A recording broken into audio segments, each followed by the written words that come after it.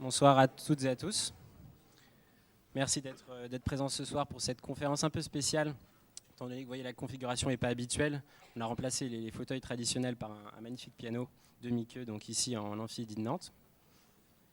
Donc ce soir, comme je disais, ce n'est pas une conférence habituelle, c'est une conférence qu'on a intitulée Concert-conférence, puisque notre invité, que je vais accueillir tout de suite, va alterner à la fois des morceaux de musique autour de notre thème, l'art de l'improvisation, et des morceaux parlés pour vous expliquer, disséquer avec vous son art, ce qui est l'art de l'improvisation.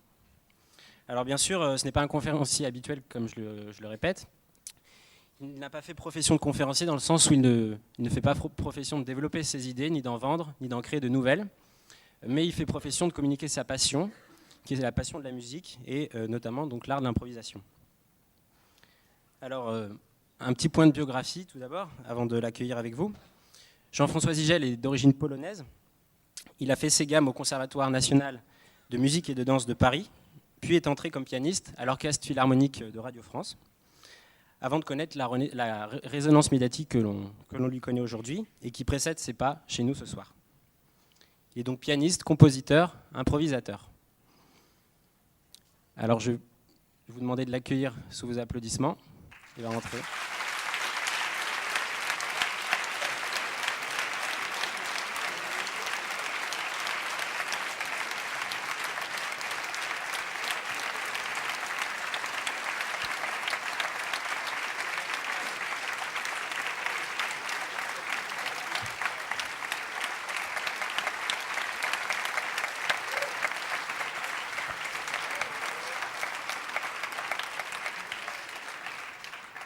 Bonsoir.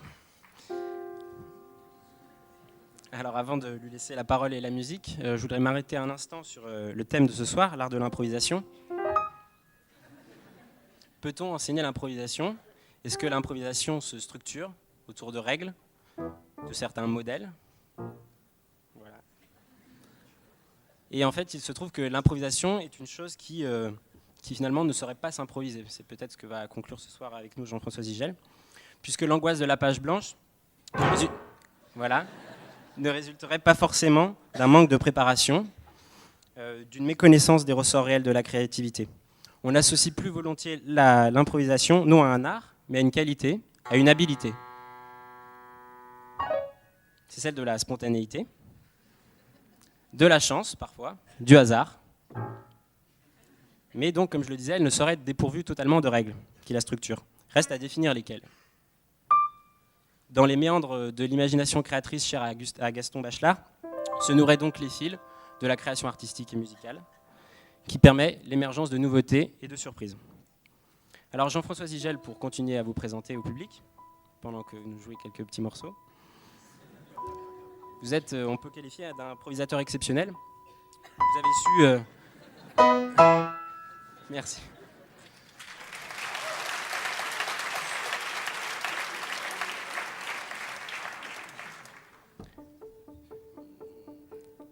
Vous avez su ravir au gré de vos émissions, notamment sur France 2, avec la fameuse boîte à musique, qui se poursuit maintenant depuis 7 saisons. Vous avez donc su ravir à la fois les amoureux de musique classique, les mélomanes avertis, aussi bien que les néophytes, dont je dois bien avouer que je fais partie. En abordant une perspective plutôt thématique, vous permettez à chacun d'aborder les grands thèmes de la musique classique et de réaborder les grands chefs-d'œuvre qui font notre culture musicale. Autant par là, en un peu de nous, ce qu'il reste de domination symbolique de Bourdieu. Et ce, afin de faire entrer en chacun de nous une résonance particulière entre votre musique et notre musique interne. Mais comment ne pourrais-je ne pas citer par ailleurs vos leçons de musique que vous délivrez depuis 1996 et qui sont un grand succès partout où vous passez dans les théâtres français. Ce don de la transmission vous permet donc de faire résonner l'écho d'une musique particulière auprès de votre public et de faire explorer à la musique classique des territoires parfois éloignés. En effet, vous mettez un point d'honneur à considérer ce registre musical, ce réservoir de chefs-d'œuvre classiques, comme non situé dans le temps, ancré irrésistiblement à une époque et à un temps donné. Vous faites au contraire revivre ces morceaux par le biais de la création musicale et de l'improvisation.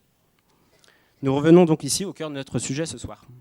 L'improvisation, ce foyer de la création qui vous permet à la fois de maintenir excusez-moi, et même d'associer ces morceaux classiques à une actualité musicale dont les tendances et les tonalités nous sembleraient incompatibles.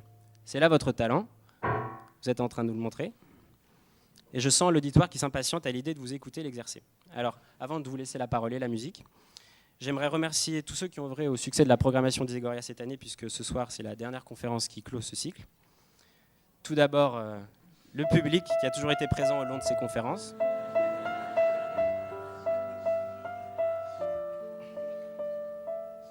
Exactement. Je souhaiterais aussi donc remercier toute l'équipe d'Isegoria qui a travaillé avec moi cette année, qui a œuvré au succès de cette saison. Et je tiens également à saluer et à remercier les personnes qui sont en lien direct avec moi et avec Isegoria. En premier lieu, Laurent Noël, Axel Chevy et Frédéric Sénard.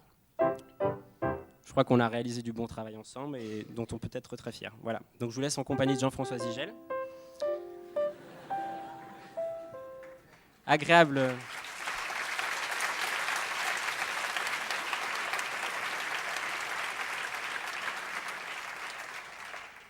leçon d'improvisation à toutes et à tous.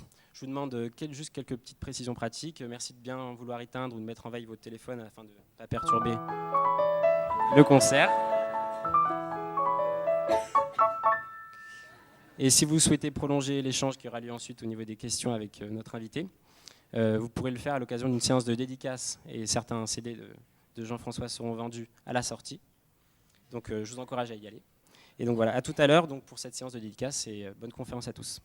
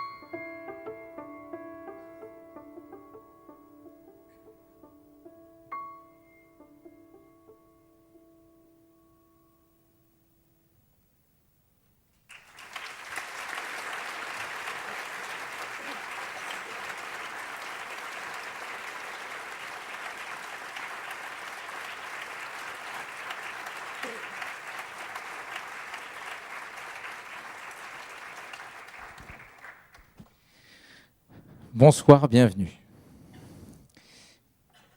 Donc je dois vous parler d'improvisation.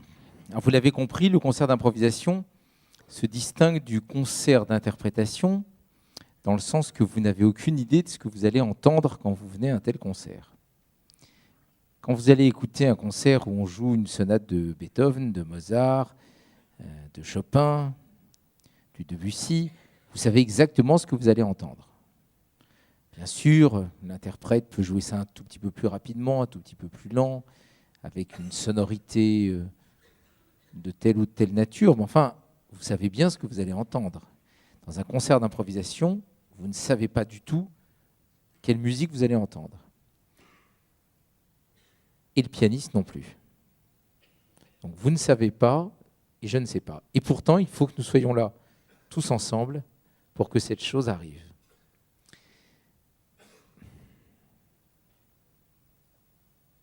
Bon, après, je pourrais vous dire qu'il y a des avantages non négligeables à l'improvisation. Vous allez penser que je prêche pour ma paroisse. Pourtant, vous remarquerez que quand on improvise, la fausse note est impossible. Une fausse note, c'est une note qui n'est pas dans la partition. Là, il n'y a pas de partition, donc il n'y a pas de fausse note. Il faut là déjà un premier problème de régler. Deuxième caractéristique, c'est qu'on ne peut pas avoir de trou de mémoire. Puisque comme on invente au fur et à mesure, il n'y a pas de mémoire. Donc il n'y a pas de trou de mémoire. Deuxième problème de régler. Et enfin, vous remarquez qu'il n'y a ni pupitre, ni partition. Donc pas de partition oubliée dans le train ou à l'hôtel. Troisième problème de régler.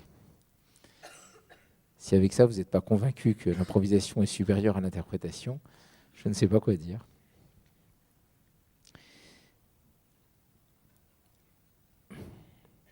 Maintenant, pour être plus précis, il faudrait préciser que la reproduction totale, ça n'existe pas, puisque même un interprète qui va jouer une œuvre du passé, suivant les circonstances, l'acoustique, sa forme physique, va tout de même apporter un certain nombre de modifications, même involontairement, et que l'improvisation totale, ça n'existe pas non plus, puisque la musique est tout de même un langage, même si c'est un langage qui n'a pas de contenu, comme la parole, et que ce langage est préétabli dans le cerveau de celui qui improvise. Si on veut pousser plus loin le rapport avec la parole, qui vaut ce qui vaut, parce qu'on ne peut pas tout à fait comparer la parole telle que je l'utilise maintenant et le langage musical, mais enfin bon, pour pousser un peu la comparaison, on pourrait dire que lorsque vous rencontrez un ami et que vous vous mettez à discuter, vous improvisez. Enfin, peut-être certains d'entre vous, sachant qu'ils allaient rencontrer Josiane cet après-midi, avaient tout prévu sur un petit bout de papier. Bonjour, comment ça va ? Peut-être que Josiane elle-même sort un papier de sa poche et dit « Très bien, et toi, as-tu passé de bonnes vacances ?» Excellente. Bon, mais c'est assez rare. La plupart du temps, on peut partir du principe qu'un dialogue se fait dans l'improvisation. Certains orateurs, d'ailleurs, arrivent à improviser très bien. Mais ils ont appris la langue dans laquelle ils s'expriment. Mais ils ont lu des livres, des journaux. Ils ont donc des expressions toutes faites dans la tête. Ils ne le savent pas forcément. Elles viendront au bon moment. Ils peuvent, tout en continuant d'improviser, structurer ce qu'ils ont à dire. Un orateur peut se dire, voilà, je vais parler pendant une demi-heure de tel sujet devant un auditoire. Il ne prépare pas ses phrases, mais il prépare un chemin. Je commencerai par établir ça, puis j'exposerai ceci, puis je décrirai cela. J'en profiterai pour faire une parenthèse de ce côté, et ça me ramènera vers mon point de départ, qui me permettra une synthèse, une conclusion. Il se fait confiance pour le détail des phrases, mais il a tout de même structuré son intervention. Enfin, si vous suivez par exemple ces événements un peu étranges qu'on appelle les campagnes électorales, vous pourrez remarquer qu'il y a des séquences allant de 30 secondes à 3 minutes que chaque personnalité débite, pour ainsi dire, mot à mot. Donc, l'improvisation est relative. En musique, c'est la même chose. on peut improviser totalement, et quand je dis totalement, étant bien entendu que chaque musicien a un répertoire de choses dans la tête qu'il a entendues, qu'il a déjà joué, etc., etc. Mais disons, en gros, il se laisse aller, ou il peut en prévoir la structure, il peut en prévoir la structure et ne pas la respecter, en prévoir la structure et la respecter.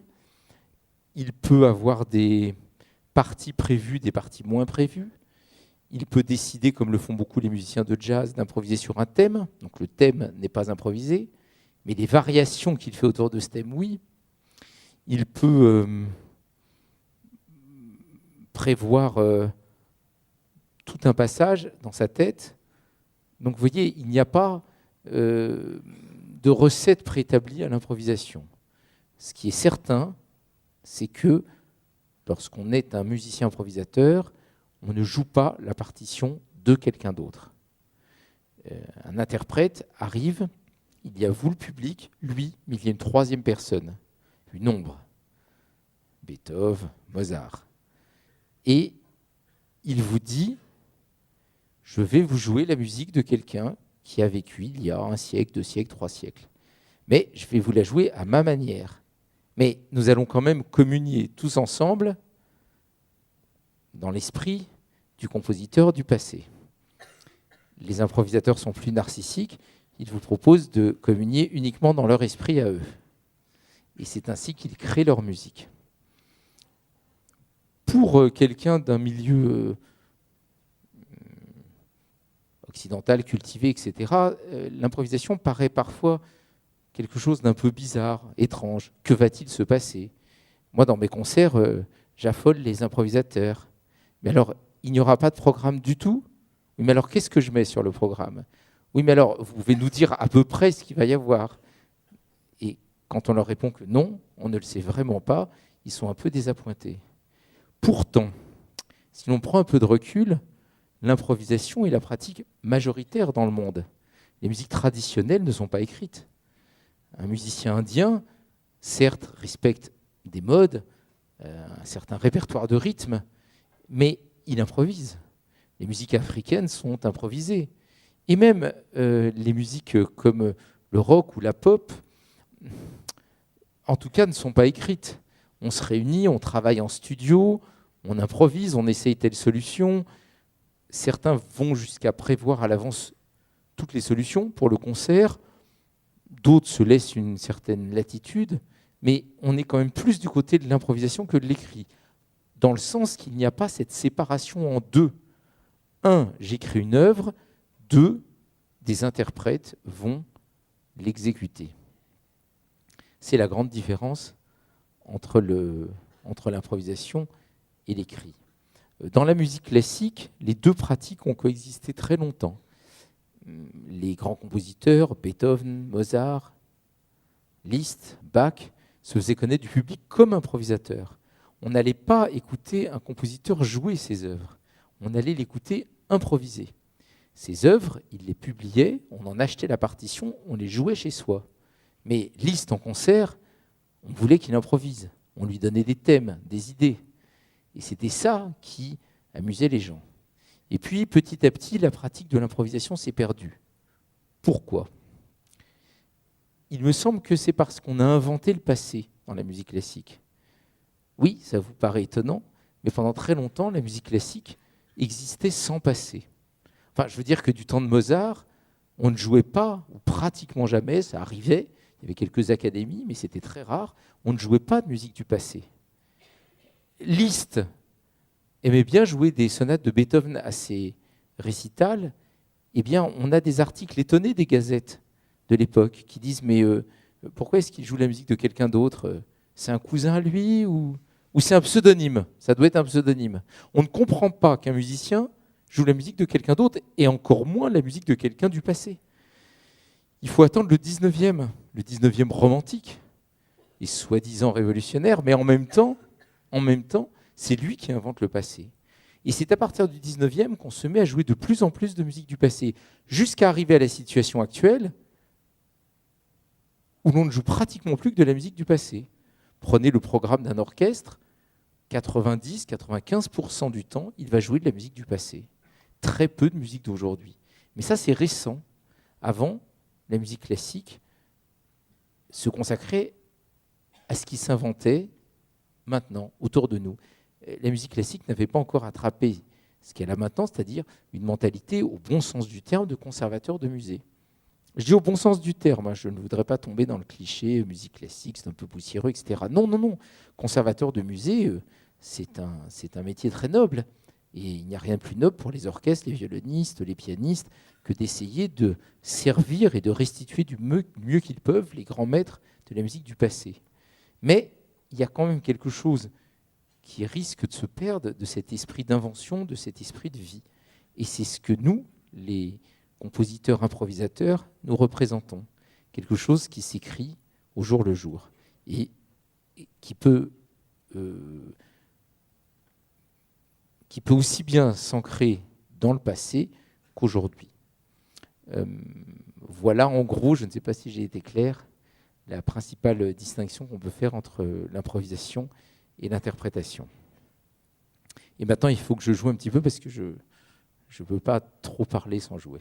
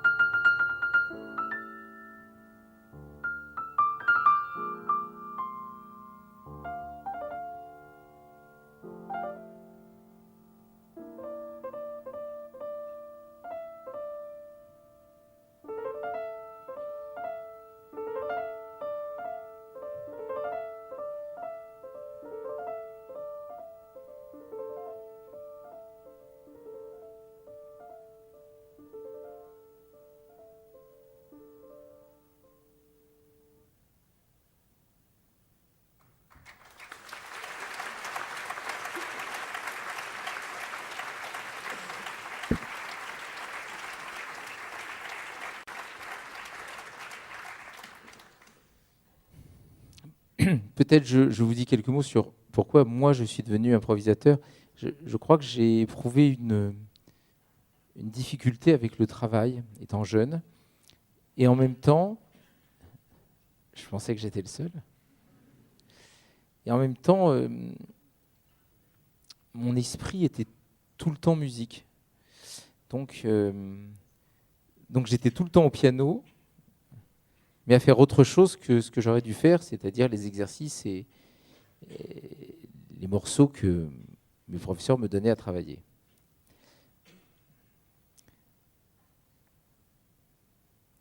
Il s'est aussi joué quelque chose en rapport avec mon père, qui surveillait, puisqu'il travaillait à domicile, que je faisais bien mon piano, mais qui n'avait pas l'oreille très musicienne, donc il ne faisait pas du tout la différence entre les moments où j'improvisais et les moments où je travaillais les morceaux donnés par mes professeurs. J'ai donc compris que je pouvais faire beaucoup de choses, dont lire des bandes dessinées, du moment que mes doigts continuaient à courir sur le piano. Et j'ai donc développé petit à petit une sorte de faculté presque végétative d'improviser, que j'ai encore aujourd'hui. Et ça va vous paraître étrange, mais la plupart du temps, je lis au piano. Dans une chambre d'hôtel, je suis malheureux parce que je faisais de lire le journal sans jouer du piano en même temps. Cette dissociation m'a aidé plus tard, notamment dans un exercice que j'aime énormément, qui est l'accompagnement de films muets. Parce que je fais beaucoup, j'accompagne beaucoup de films muets. Et quand on accompagne un film muet, ça dure 1 heure, 2 heures, 3 heures, même certains films. Et il faut vraiment avoir un espèce de flux musical ininterrompu en soi. J'ai une collection de 2000 films muets à peu près, et peut-être de 3 films parlants. Inutile de vous dire que le film parlant ne m'intéresse pas du tout, notamment parce que je ne peux pas jouer en même temps. D'ailleurs, Bergman a dit qu'il y avait eu 2 catastrophes dans l'histoire du cinéma, l'introduction de la parole, puis l'introduction de la couleur. Cela dit, quand on voit certains films de Bergman, ça parle beaucoup. Enfin, ce n'est pas la première fois qu'un artiste est en contradiction avec ses propres déclarations, c'est même le jeu un petit peu. J'ai aussi très souvent l'occasion de jouer pour des danseurs, ou pour des comédiens, ou pour des pièces de théâtre. Donc à chaque fois, je retrouve ce plaisir extraordinaire de faire de la musique sans que rien ne soit imposé. Mais on est d'accord que quand je dis que rien ne soit imposé, j'ai conscience que ça, c'est ce que je ressens. Mais que vraisemblablement, quelqu'un de l'extérieur, s'il enregistre mes improvisations, et d'ailleurs c'est fait de temps en temps, il y a des disques de moi qui sortent régulièrement, pourrait montrer que ça n'est évidemment pas totalement libre. Ça n'a aucun sens, hein, bien sûr. Aucun musicien n'improvise de façon totalement libre. Et on retrouve forcément des tournures mélodiques, harmoniques, qui sont des choses qu'il a entendues, des choses qu'il a travaillées. Hein. Mais c'est en tout cas l'impression qu'on a quand on joue. Je ne sais vraiment pas du tout ce que je vais faire et comment je vais commencer. En revanche, là où si l'improvisation est une école de la liberté, c'est aussi une école de la responsabilité, dès que vous faites quelque chose, il y a une conséquence. Mais de la même manière dans la parole. Vous pouvez dire ce que vous voulez, mais une fois que vous êtes planté devant des spectateurs et que vous commencez en disant « Il était une fois tout au fond de l'Himalaya, dans un royaume du Moyen-Âge », eh bien, cette première phrase a une conséquence. C'est que là, pendant 10 minutes, vous êtes obligé d'aller dans un certain sens. Vous ne pouvez pas rompre la phrase et d'un seul coup dire, et c'est ainsi qu'on observe aujourd'hui sur le marché des changes des tensions particulièrement aiguës en raison de la dépréciation de tel. Vous voyez, non, ça, c'est pas possible. Vous ne pouvez pas dire une phrase sans qu'elle ait une conséquence. Sauf si vous en faites un système. Ça, pourquoi pas. On pourrait imaginer une improvisation dont le principe serait le morcellement, le zapping en quelque sorte. Mais en dehors de ce cas de figure bien précis, dès que vous allez poser quelques notes, vous allez poser un tempo, vous allez poser une tonalité, vous allez poser un style. Et en fait, votre liberté, c'est une liberté qui existe à la première mesure. Le reste est une immense déduction que vous faites. bien sûr, il vous reste une certaine liberté. Ce n'est pas parce que vous avez posé une tonalité ou un rythme que vous n'êtes pas libre d'évoluer de telle ou telle manière. Mais cette liberté, elle est contrainte. Vous donnez un certain sens du temps, vous donnez une certaine énergie, vous commencez une mélodie. Une fois que vous avez commencé une mélodie, vous ne pouvez pas l'interrompre. Et puis, s'il y a un motif qui se dégage, vous êtes obligé de le traiter, ce motif. Vous allez le mettre plus haut, plus bas, vous allez le ralentir, ou alors vous allez inventer un deuxième motif. Mais le deuxième motif doit être en contraste avec le premier motif. Et c'est à tout cela qu'on doit réfléchir au fur et à mesure que la musique s'écoule de nos doigts. Voilà pour un point de vue un peu plus personnel sur l'improvisation. J'y retourne.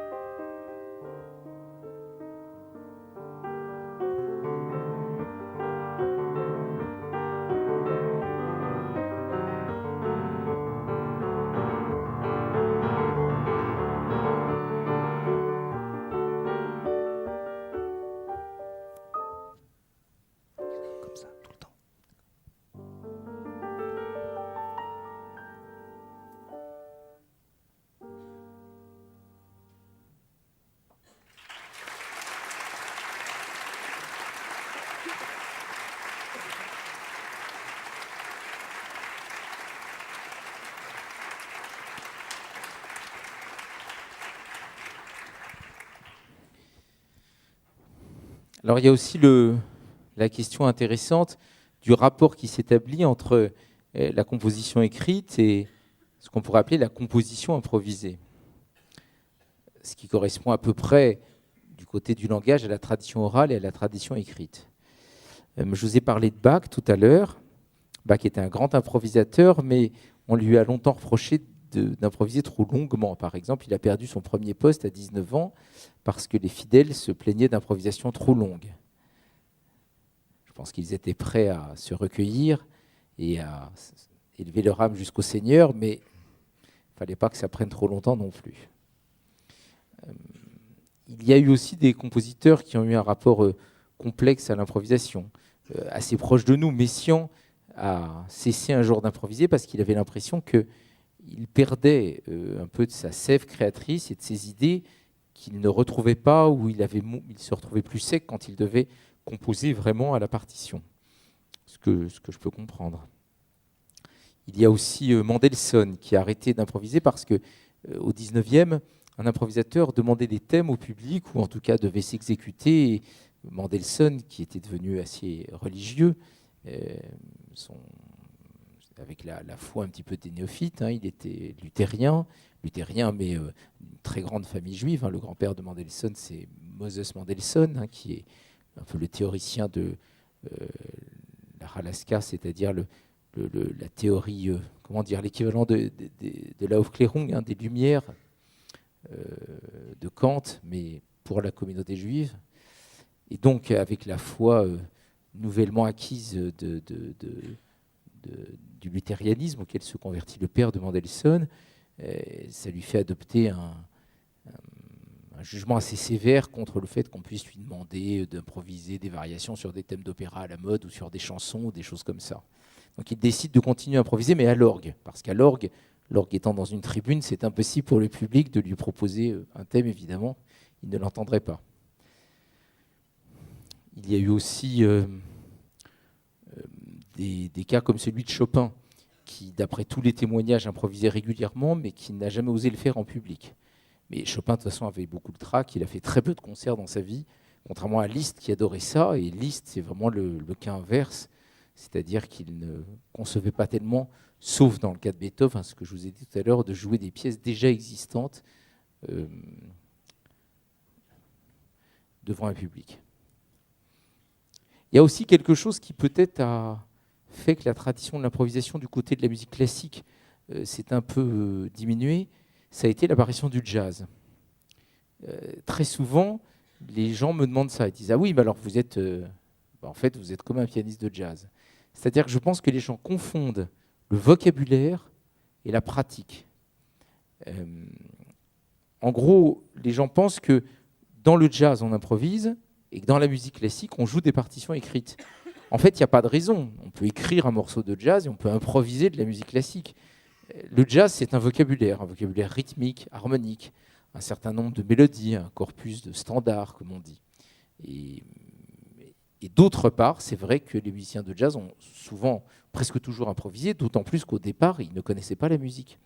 Ils ne savaient pas l'écrire, ils ne connaissaient pas le solfège. Du côté de la musique classique, c'est vrai qu'on s'est focalisé de plus en plus sur les partitions, mais au fond, il n'y a pas de raison particulière. C'est vraiment deux problèmes complètement différents. Comme ce que je vous ai dit tout à l'heure, on peut lire un texte en public ou improviser, puis d'autre part, on peut parler en javanais ou en mandarin ou en anglais ou en français. La langue, le vocabulaire, ce n'est pas la même chose que le fait d'avoir quelque chose de préétabli ou pas.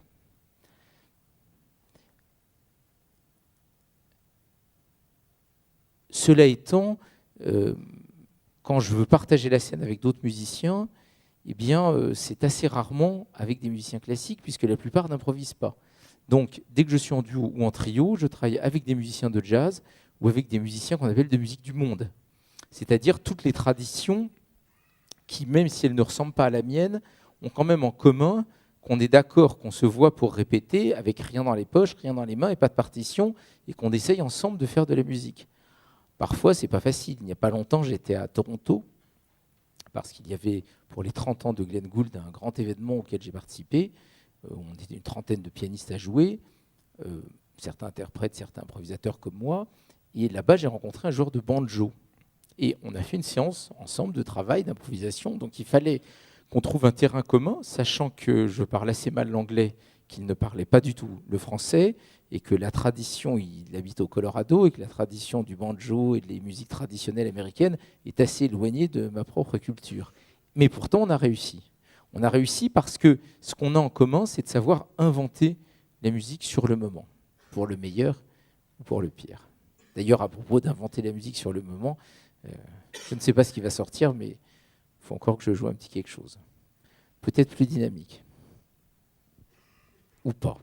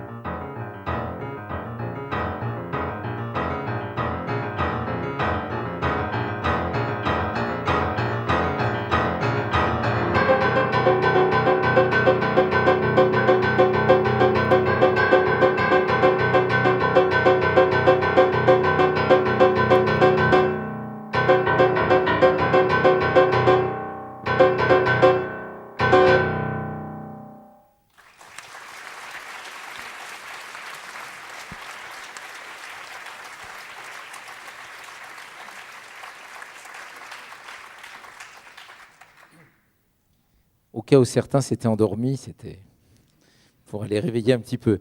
Peut-être une des dernières choses que je peux dire, après je crois qu'il est tradition qu'il y ait des questions, c'est peut-être rapprocher maintenant le problème de l'improvisation d'un problème qui touche la vie entière. Si j'interprète une pièce, je répète quelque chose écrit d'avance. La sonate de Mozart ou la sonate de Bach. Certes, à ma manière. Mais tout de même, je ne m'aimais pas dans quelque chose que quelqu'un d'autre que moi écrit. Des génies, à n'en pas douter. Mais enfin, tout de même, d'autres personnes que moi. Dans la vie, dois-je répéter quelque chose qui a déjà été fait ou inventer mon propre chemin? Quand j'improvise, je vous ai dit que, au fond, on se met dans une sorte d'état d'hypnose, mais qu'en même temps, il y a des choses qui reviennent de ce que nous avons appris, de ce que nous avons lu, enfin bref, le passé ne peut pas disparaître tout d'un coup. C'est aussi un des problèmes que nous rencontrons dans la vie. Qu'est-ce qui est prévu? Qu'est-ce qui n'est pas prévu? Qu'est-ce que j'invente? Qu'est-ce qui est une répétition? Vous avez remarqué que quand les gens discutent, très souvent, ils ont cette formule. Moi, personnellement, je pense que... Et une fois qu'ils ont dit ça, en général, ils disent une pensée qu'on a déjà entendue 80 fois. Moi, personnellement, je pense que... nanani, nanana, et on le sait. Sur n'importe quel sujet, vous avez remarqué que très vite naissent 2 ou 3 positions. N'importe quel sujet qui traîne dans l'air du temps, vous avez remarqué que très vite, il suffit d'écouter un peu les infos et de lire 2 ou 3 journaux, on sait qu'il y a la pensée A, la pensée B et la pensée C. On entend souvent parler de pensée unique. Je n'ai jamais compris cette expression. Moi, j'ai toujours remarqué qu'il y avait 2 ou 3 positions sur un sujet. Après, vous pouvez écouter les gens dans les transports en commun, vos amis, à la radio, au café. Ce sont toujours les mêmes positions qui reviennent. Et pourtant, on a toujours l'impression que c'est soi personnellement qui les pensons. On y croit dur comme fer. On est même blessé quand quelqu'un pense le contraire. On peut se fâcher avec des amitiés, avec des amis de longue date, parce qu'ils ne pensent pas comme vous. Donc on investit émotionnellement quelque chose qui est une pensée très courante au fond. C'est un des problèmes que pose l'improvisation. Quand on travaille, on est toujours en train de se demander qu'est-ce que je fais par volonté, qu'est-ce que je fais par automatisme. Et ça va loin cette histoire, parce que petit à petit, on s'aperçoit que ce qu'on croit être personnel n'est pas personnel. Que quand on croit être inspiré, on écoute les enregistrements après. C'est ça la différence avec les improvisateurs du 18e et du 19e. Maintenant, on peut enregistrer. On s'aperçoit qu'on a été très inspiré à ce moment-là, mais quand on écoute, ce n'était pas très bon. Et qu'en revanche, à tel moment où on avait plutôt le trac et on avait du mal et on pensait que ça ne marchait pas bien, on s'aperçoit que ce n'est pas si mal à l'enregistrement. Donc, il y a vraiment là quelque chose de très intéressant. Au fond, le travail de l'improvisation, c'est le travail de la vie. Puisqu'on est toujours en train de se demander qu'est-ce qui est de notre volonté, qu'est-ce qui n'est pas de notre volonté. Et de se demander qu'est-ce qu'on prévoit et qu'est-ce qu'on ne prévoit pas. L'improvisation est aussi quelque chose qui dissout les hiérarchies et les frontières entre les différentes musiques, je vous en ai parlé. Si vous êtes violoniste, vous jouez des quatuors de Beethoven et vous rencontrez d'autres personnes qui jouent du Beethoven.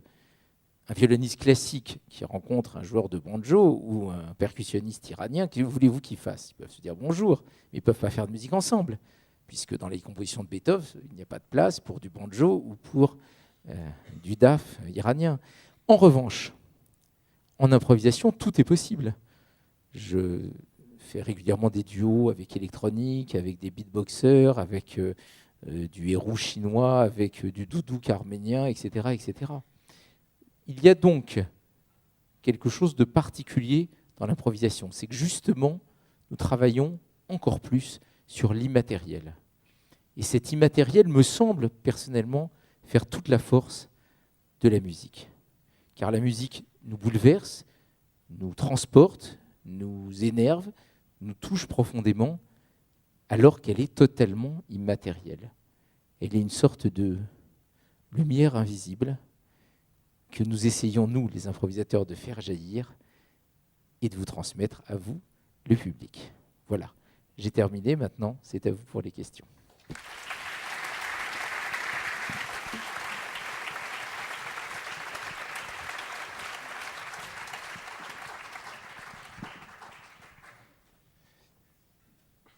Merci Jean-François Zigel pour ce moment très agréable.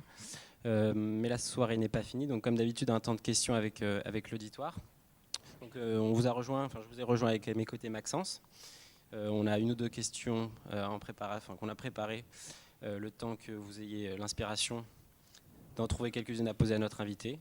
Préparées, donc ce sont des questions qui ne sont pas improvisées. Non, exactement. Je lui cède la parole. Donc bonsoir à tous. Ma question porte sur votre entre guillemets, profession. Vous êtes professeur d'improvisation au Conservatoire de Paris.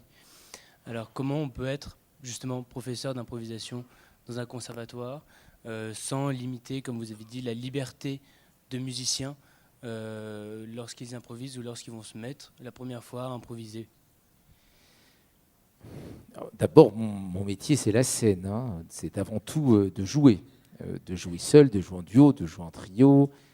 Parfois, je vais jusqu'à faire des collaborations qui incluent la lumière, la vidéo, etc. Ça peut aller jusqu'à 30 artistes, mais c'est ça mon véritable métier. C'est de faire à peu près 250 à 200 concerts par an. Et les cours que je donne au conservatoire, c'est un moment dans la semaine. Alors maintenant, comment peut-on improviser? Comment peut-on enseigner l'improvisation? Il y a une grande tradition de l'improvisation, de l'enseignement de l'improvisation au Conservatoire de Paris à l'orgue. Ça date du 19e. Pour le piano, je suis le premier à enseigner cette discipline. Est-ce une discipline? Improviser, c'est quand même créer de la musique.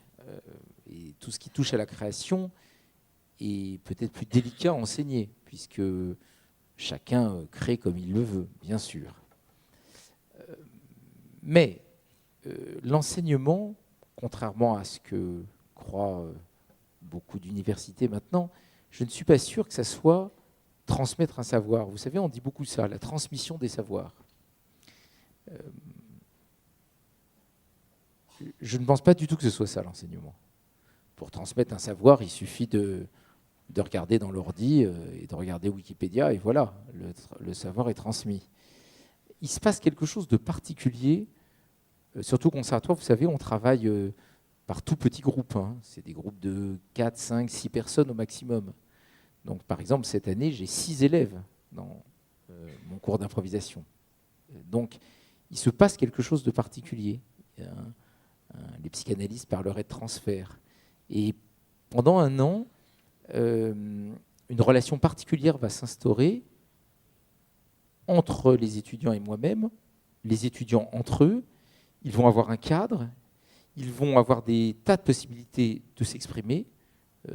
En ce sens, moi je pratique plutôt une pédagogie de projet plutôt qu'une pédagogie de contenu. Et après, moi je représente le retour, vous savez, comme le mur de Squatch. Celui qui dit, il me semble que ça serait plus intéressant d'aller dans cette direction, là il y avait un problème de forme, je reprends des choses du point de vue du piano, du point de vue de la gestion du temps, du point de vue de l'harmonie, du contrepoint, du rythme.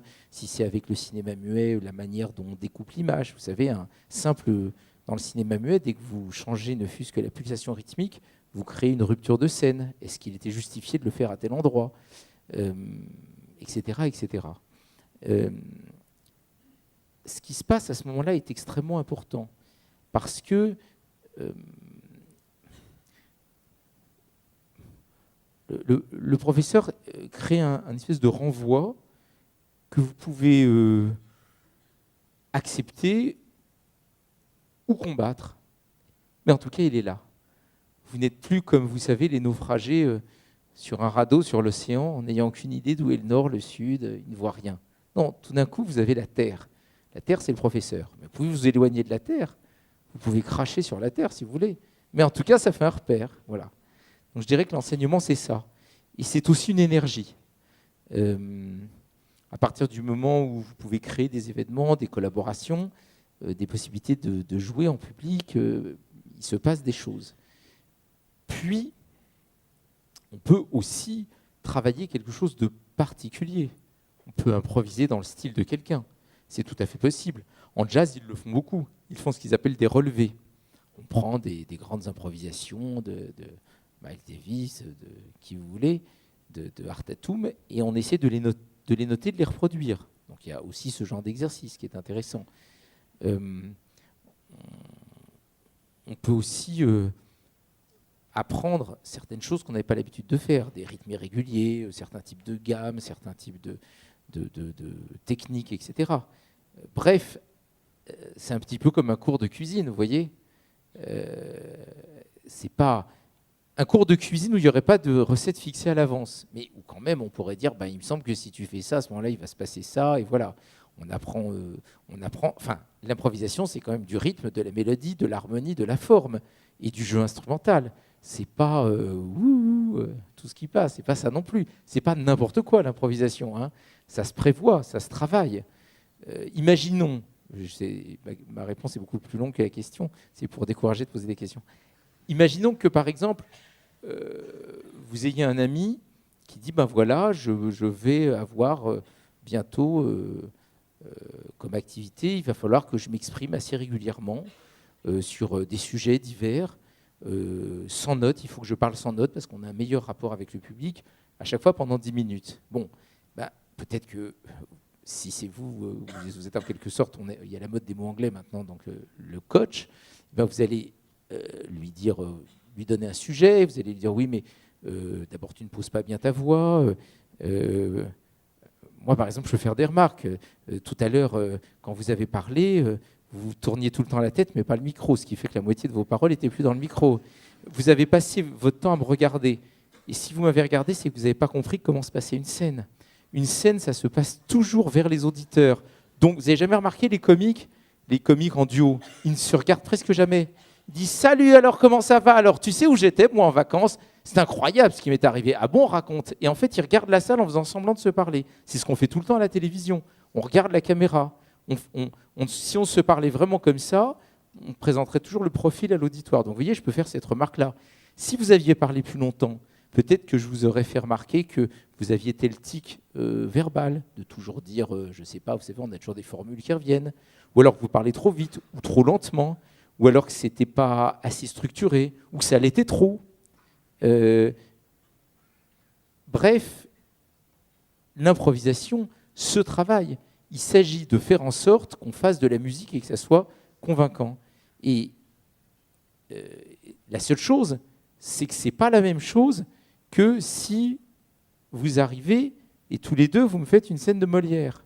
Parce que là, il s'agit d'un autre exercice. Déjà, je peux vous dire, non, là, tu t'es trompé. Tu as dit nanana, alors que dans le texte, c'est nanana. Vous êtes censé dire le texte de Molière et pas un autre texte. Ensuite, suivant la caractéristique de la mise en scène, on peut dire que vous êtes dans le style ou pas dans le style. Par exemple, si on l'ajouterait traditionnelle comédie française, il y a des gestes et des manières d'être dont je vais dire qu'elles ne sont pas dans le style. Mais dans l'improvisation, il y a un peu la même chose. On peut dire à un improvisateur, ce que tu as fait là, c'était très bien, mais ça n'avait rien à voir avec ce que tu as fait au début. Tenez par exemple la première improvisation que j'ai fait là. Bon, je n'ai pas une très bonne mémoire quand j'improvise, mais enfin, j'ai fait quelque chose d'un peu particulier.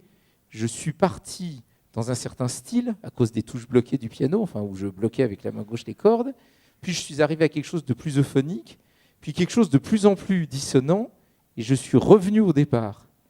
Peut-être que ce trajet ne fonctionnait pas bien. Peut-être que justement, il était trop audacieux, puisqu'il faisait voyager dans plusieurs styles. C'est possible. Donc, tout ça, on peut le travailler. Et en gros, c'est un travail de la forme, de l'instrument, de la mélodie, de l'harmonie, du rythme, de la pertinence, un art de la conséquence et un apprentissage du langage.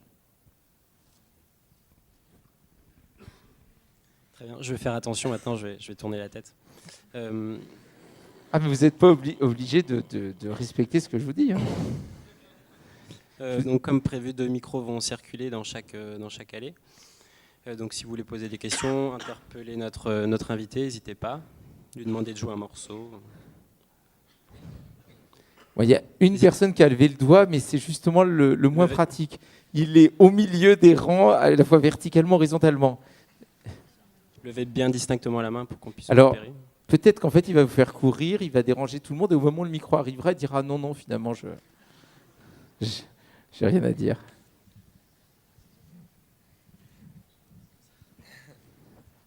Bon, je parlerai quand même. Je voulais vous poser une question par rapport, peut-être un peu technique, sur l'improvisation. En jazz, on va suivre avec notre main gauche un certain thème. On va enchaîner les accords, des thèmes mi mineur, do majeur et autres. Maintenant, est-ce qu'en classique, avec la main gauche, on suit des thèmes ou est-ce qu'on est complètement libre, comme avec la main droite, à essayer de chercher des mélodies ou autre? J'arrive pas très bien à visualiser comment est-ce que vous faites. Mais on peut faire ce qu'on veut. C'est-à-dire que le système du jazz a été inventé pour qu'on puisse improviser en commun. En gros, le jazz affectionne, mais pas tous les musiciens de jazz, hein, mais affectionne ce qu'on appelle la grille. Ce que vous appelez un thème, c'est une grille, puisque vous parlez de la main gauche. Donc, je vais vous montrer un exemple de grille très simple, plutôt classique, qu'on a beaucoup employé dans ce qu'on appelait des chaconnes ou des passacailles en musique classique. Premier accord, deuxième accord, troisième accord, quatrième accord, cinquième accord, sixième accord, septième accord, huitième accord. Vous pouvez avoir toujours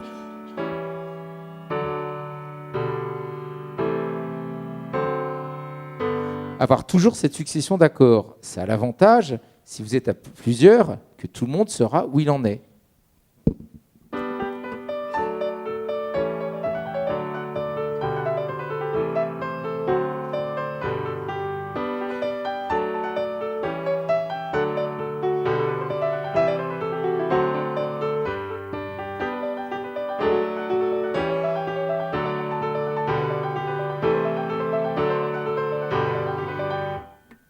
Voilà un exemple classique de grille d'accords. Bon, ça peut être beaucoup plus étendu, hein. Un accord peut faire 10 secondes, mais il y a une convention, et du coup, ça permet à chacun de se placer chaque mesure dans un accord. Mais ce moyen n'est pas réservé à l'improvisation. Le final de la 4e symphonie de Brahms est un système de 40 variations sur une série de 8 accords, exactement la même chose que ce que je viens de faire. C'est un système commode. Mais ce qui me gêne, c'est quand vous dites en classique, est-ce que tout est possible? On peut se donner, ça c'est ce que j'appellerais une contrainte. Vous pouvez décider que vous allez improviser sur un thème, sur un rythme, sur une grille d'accords, sur ceci, sur cela. Tous les musiciens de jazz ne le font pas. Il n'y a pas de grille dans le concert de Keith Jarrett. Il n'y a pas de grille en général chez Martial Solal. C'est possible ou pas, c'est comme on veut. C'est une contrainte que vous imposez.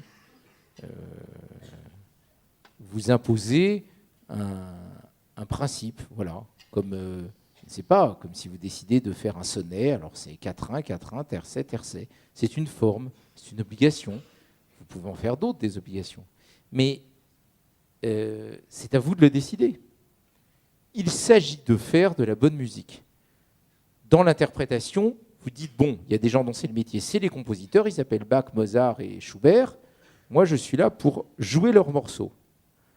Dans l'improvisation, vous dites, je jouerai la musique au fur et à mesure que je l'invente.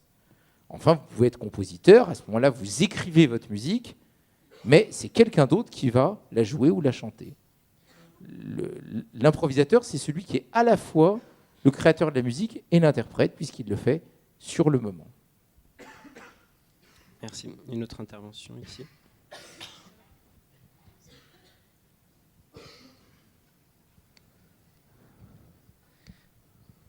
Peut-être que l'école achètera un deuxième micro pour la prochaine fois. Bonjour. Bonjour. J'aurais une question concernant la répétition de l'improvisation. Est-ce qu'à force de finalement pratiquer l'improvisation, on ne se retrouve pas un peu prisonnier de cette pratique dans la mesure où on va retrouver un certain schéma, une certaine structuration de son improvisation et en s'écoutant, par exemple, grâce à l'enregistrement, on se rendra compte qu'il n'y a plus forcément de nouveauté, qu'en fait, c'est comme si on jouait de mémoire et d'instinct et qu'on retrouvait les mêmes schémas qu'on a déjà utilisés. C'est une question fondamentale, vous avez tout à fait raison. La liberté de l'improvisateur est bornée par la routine. C'est comme dans l'amour. Ça commence dans la liberté et ça finit par le mariage. J'ai rien dit. Donc, c'est une plaisanterie, évidemment. Oui, vous avez raison. on le sait d'ailleurs dans le métier, vous avez des gens dont on dit ils sont formidables, ils peuvent aller dans n'importe quel style, ils improvisent avec n'importe qui et quel que soit le chemin, ils partent. Il y en a d'autres, ils ne vont être à l'aise que dans un certain genre. Parce qu'ils ont un peu leur vocabulaire, vous avez raison. Au fond, ils ont composé dans leur tête. Mais il faudrait se garder d'avoir un jugement là-dessus. En effet, je pourrais vous citer un certain nombre de pianistes avec qui j'ai fait du 2 piano. Je pourrais vous dire qu'il y en a 4 ou 5 qui étaient éblouissants, j'allais n'importe où, je partais dans toutes les directions, ils me suivaient toujours, ils n'avaient aucun problème. Et d'autres, je sentais bien que dès que j'allais pas dans ce qui est à peu près leur style ou leurs habitudes, ils étaient perdus. On pourrait en conclure que les 5 premiers sont meilleurs que les 5 suivants. C'est vrai dans ce qui concerne le fait d'être capable d'improviser avec moi. En revanche, si vous les écoutez en solo ou en concert, ceux qui sont plus limités sont parfois peut-être plus intenses et plus inspirés dans ce qu'ils font. C'est ça qui est curieux. Donc, il ne faut pas non plus diviniser le fait d'être capable de faire tout. Moi, je joue par exemple beaucoup en duo avec Didier Lockwood, c'est un violoniste qui peut faire du jazz, du classique, du violon indien, il peut tout faire. Mais il existe aussi des improvisateurs qui ont un domaine d'expression plus restreint, mais ils n'en sont pas moins, extraordinaires. Vous avez la même chose du côté des écrivains. Vous avez des écrivains qui sont capables d'écrire des pièces de théâtre, des romans, des poèmes, et même dans des styles assez différents des uns des autres. D'autres qui n'écrivent qu'un seul genre et qui ont toujours la même petite musique, mais ça peut quand même être très beau. C'est-à-dire que il y a plusieurs. Mais vous avez raison. Un des travaux de l'improvisateur, c'est d'aller contre sa routine. Mais comme vous commencez à le comprendre, je pense que l'improvisation, c'est comme la vie. Je dirais que ça vaut aussi pour la vie.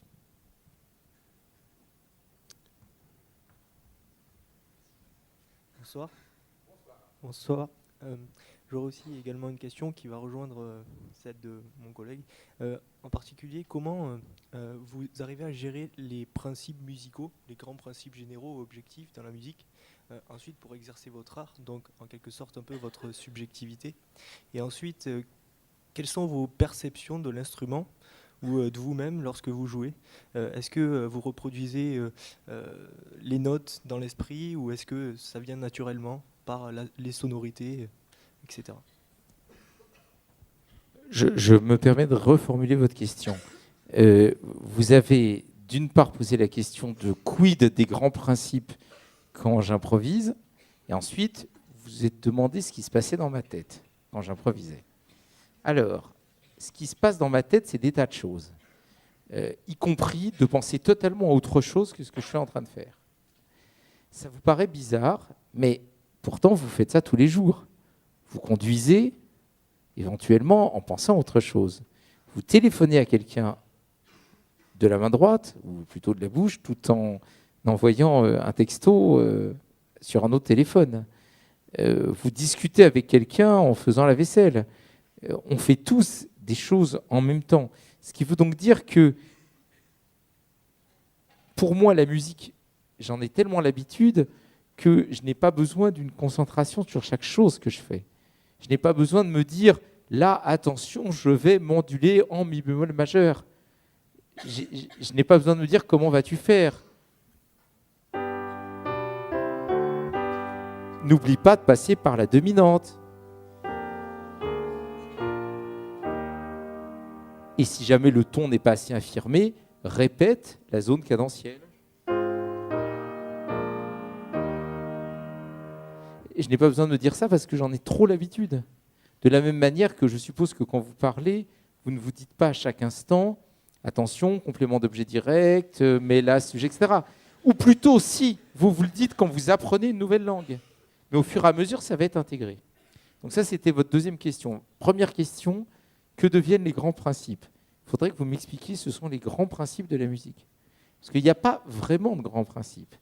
Il y a des cohérences et des conséquences. Voilà, c'est tout. C'est une conséquence. Quand Beethoven fait, il a l'idée de s'arrêter juste après. C'est assez rare, une symphonie qui commence, l'orchestre joue, il s'arrête. partir de là, il ne va pas se demander quel grand principe dois-je respecter, mais comment est-ce que je continue? Comment est-ce que je continue? C'est-à-dire, est-ce que c'était juste un début comme ça et je m'élance? Ou est-ce qu'il faut que je montre que c'est un motif en le transposant? Il choisit de le transposer. Donc, après avoir fait et le silence, il répète un ton plus bas. Et là, il est pris dans une logique. Il a un motif de 4 notes, il faut qu'il le traite. Il est dans une logique théâtrale. Orchestre très fort, silence, orchestre très fort, silence. C'est stupéfiant comme début. Du coup, par contraste, maintenant, il va enchaîner le motif à lui-même, plus de silence, et dans la nuance piano, alors qu'avant, il était très fort, ce qui donne...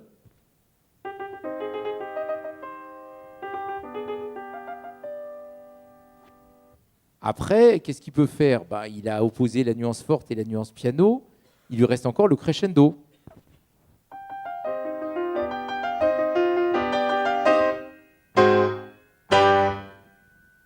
Je ne sais pas c'est ce qui s'est passé dans sa tête, si c'était ça quand il l'a composé. Mais je ne pense pas qu'il se soit dit « Comment vais-je respecter un grand principe ?» Il s'est juste dit « Comment est-ce que j'avance ?» Et on a d'ailleurs d'autres esquisses, on a d'autres débuts par Beethoven, mais qu'il n'a pas retenu. Donc, en improvisant, c'est la même chose, mais on doit prendre ses décisions très vite. Et d'autre part, ça c'est le problème de l'improvisation, on ne peut pas gommer. Je ne peux pas à un moment vous dire non, là, ce que je viens de faire, là, vous oubliez, on reprend, vous savez, un peu avant, et hop, non. Par l'écrit, vous pouvez. À l'oral, vous ne pouvez pas. Mais c'est la même chose quand vous parlez. Une fois que vous avez traité votre interlocuteur de sombre abruti, c'est trop tard. Il l'a entendu. Vous pouvez toujours dire non, mais j'ai dit ça comme ça, j'avais vu. Tu sais, quand je t'ai dit que tu étais vraiment une triple andouille et qu'on ne pouvait jamais avoir confiance en toi, je ne le pensais pas, tu penses bien. À mon avis, il en reste toujours une trace. Ça, c'est le problème de la parole. L'écrit permet de plus réfléchir à ce qu'on fait. Mais on perd une énergie particulière. On perd... je crois qu'on perd quelque chose. On gagne quelque chose et on perd quelque chose. Voilà. Et c'est pour ça qu'il faut vivre avec l'oral et l'écrit en même temps. Et que sans l'écrit, nous sommes peu de choses. Sans l'oral, nous sommes peu de choses aussi. Je suis sûr que vos professeurs ici vous l'enseignent tous les jours. Une autre question. Il y en avait une là, je crois, non? Peut-être une dernière question, une avant-dernière question. Ici. Apparemment, l'improvisation ne concerne que les garçons. Oui, alors justement, c'est une question qui ne va pas du tout être technique. C'est plus sur votre émotion et vos sentiments vis-à-vis de l'improvisation. Étant dans l'auditoire, il y a une de vos improvisations que j'ai particulièrement aimée, qui m'a touché. La numéro 2. Exactement. Parce que c'est un peu, vous allez dire, bon, que c'est peut-être un peu bateau, qu'elle était plus... Ah non, je dis jamais de quelque chose que je fais que c'est bateau. non, mais que mon sentiment a été... bref. Donc je vous en ai voulu. Je vous en ai voulu parce que je vous ai vu faire naître devant moi et faire mourir aussi quelque chose que j'ai aimé pendant quelques minutes. Et est-ce que vous... Attendez, là, vous me faites une scène de ménage alors qu'on se connaît oui, même pas. C'est exactement, c'est tout à fait ça. Et vous, est-ce que vous ressentez ça parfois? Je vous donnerai mon adresse électronique. Est-ce que vous ressentez ça parfois, d'être déçu de voir mourir quelque chose que vous venez de créer? Alors, est-ce que je suis déçu de voir mourir quelque chose que j'ai créé? D'abord, les choses peuvent être enregistrées. Hein. Deuxièmement, comment dire? Ce que je découvre, après je vais le retravailler, je me dis tiens, j'ai eu telle idée en scène, donc je vais le travailler, ou c'est le contraire. Enfin, c'est jamais totalement perdu. Bon, c'est pas, c'est comme une idée, quoi. Quand on a une idée, qu'on y réfléchit, elle reviendra. Enfin, vous voyez ce que je veux dire. Bon. Maintenant, pourquoi est-ce que je savais que vous allez me dire la numéro 2? Pas parce que c'est bateau, parce que le premier mot que vous avez prononcé dans votre intervention, c'est le mot émotion. Vous savez, les improvisateurs, on est très intuitifs. À peine quelqu'un nous parle, en 30 secondes, 1 minute, on sent un peu quelque chose qui émane de lui, ce qui l'aimante, ce qui ne l'aimante pas, etc. Vous, le premier mot un peu chargé que vous avez dit, c'est émotion. Vous auriez pu dire rythme, énergie, vous auriez pu dire forme, vous auriez pu dire invention. Vous avez dit émotion. à partir de ce moment-là, je savais que l'improvisation qui jouait le plus là-dessus, avec un accompagnement très simple, mais une main droite qui était en volute mélodique, c'était la deuxième. Donc je savais que c'était celle que vous préféreriez, mais quelqu'un d'autre aurait dit, il y en a une que j'ai particulièrement aimée, j'aurais pas pensé à la seconde. Vous, ça se voyait, ça clignotait sur votre front, vous voyez. Voilà. Après, vous me dites que vous m'en avez voulu parce que j'ai été moi, et non pas vous. C'est-à-dire que vous auriez continué peut-être dans le même genre, mais que moi, j'avais d'autres choses à dire. Donc, dans notre future relation, il faudra que vous habituiez à ce que j'ai mon espace de liberté, mon autonomie. Une dernière question. Au fond, une dernière question, tout au fond. Bien, bonsoir. Pour rebondir un petit peu sur ce qui vient d'être dit, n'êtes-vous pas déçu de voir mourir ce que vous venez de créer? Je voudrais vous interroger sur l'intérêt que vous trouvez à l'enregistrement puis la réécoute d'improvisation, à part évidemment pour s'exercer, expliquer, etc., etc. Est-ce que nous, on peut trouver, on doit trouver, enfin non, il ne faut pas que je formule les choses comme ça ne va pas vous plaire. Quel est l'intérêt de réécouter des morceaux improvisés ?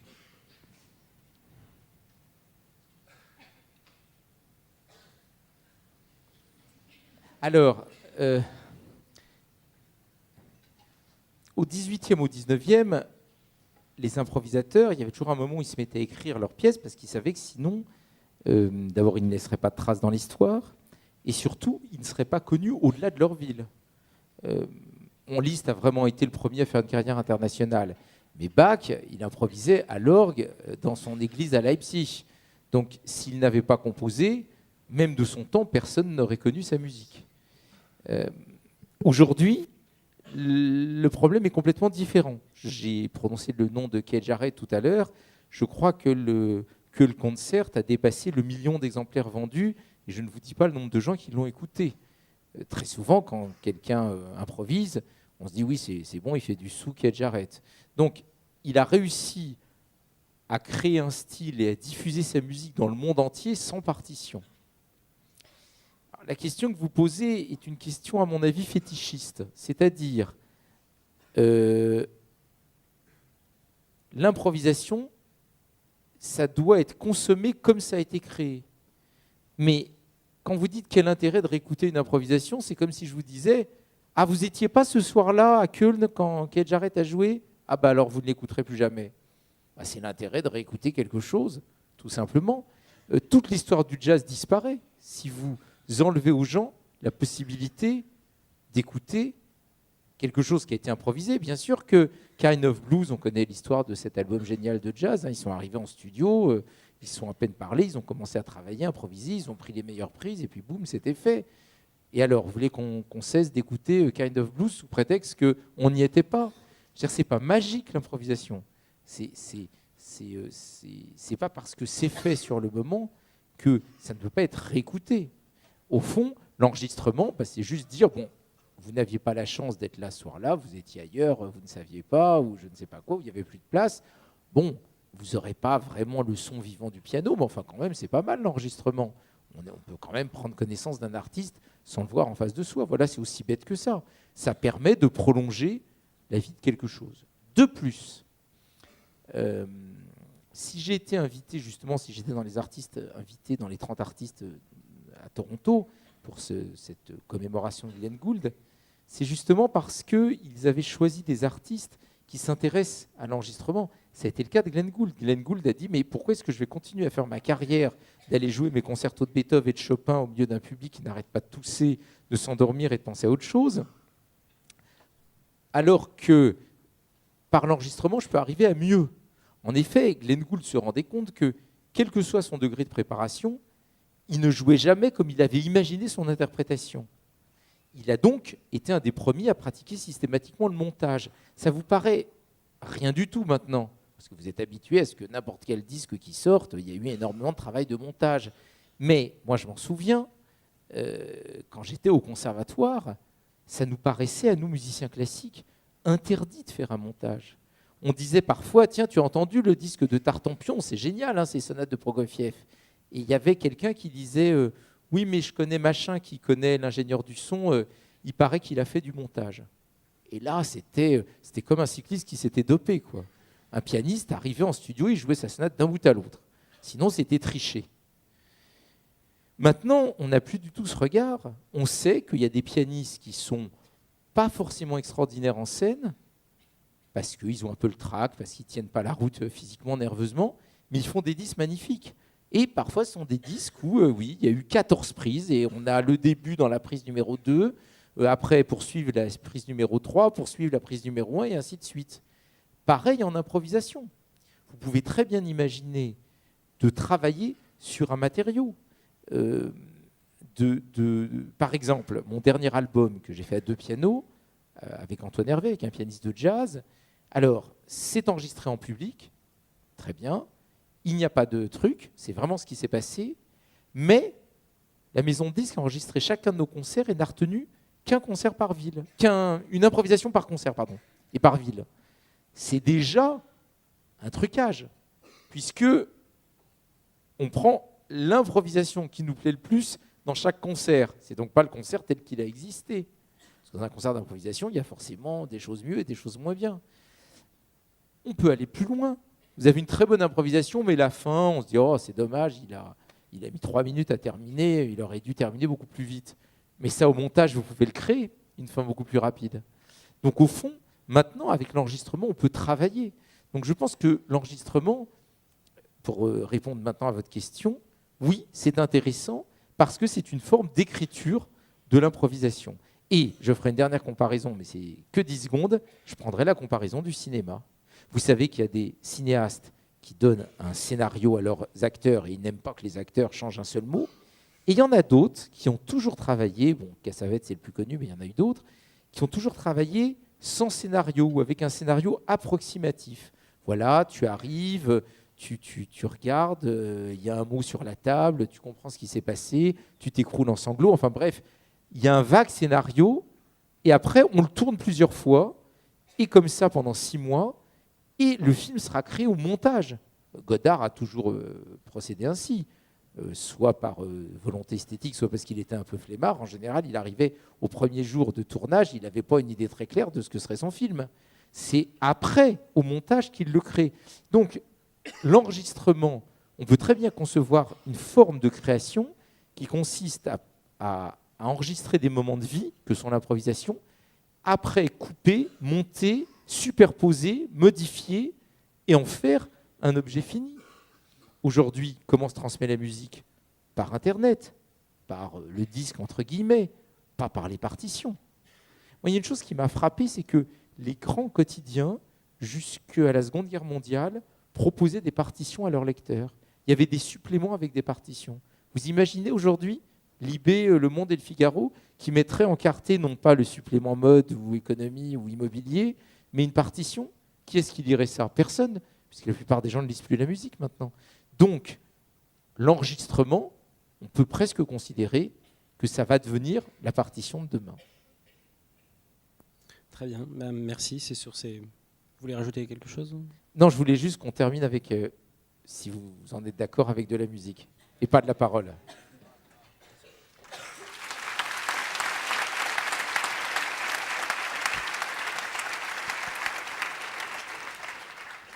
L'école, c'est Audencia. Non, parce que vous savez que chez les Anglais et les Allemands, les notes de musique sont des lettres. Donc, je vois le A, le U, ça n'existe pas. Le D, c'est un Ré. Le E, c'est un Mi. N, ça n'existe pas. C, c'est bien, c'est un Do. I, ça n'existe pas. A, c'est un La. Voilà, donc improvisation sur Audencia.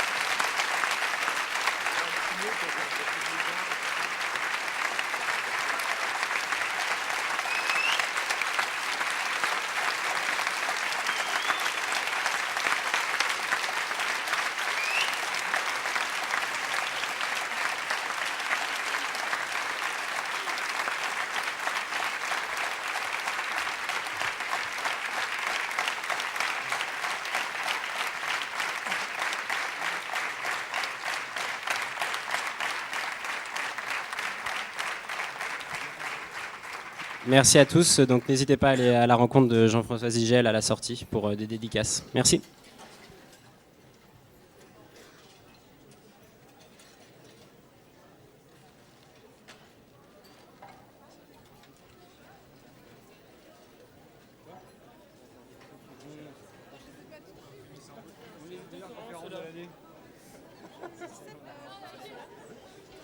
Non, mais c'était vachement.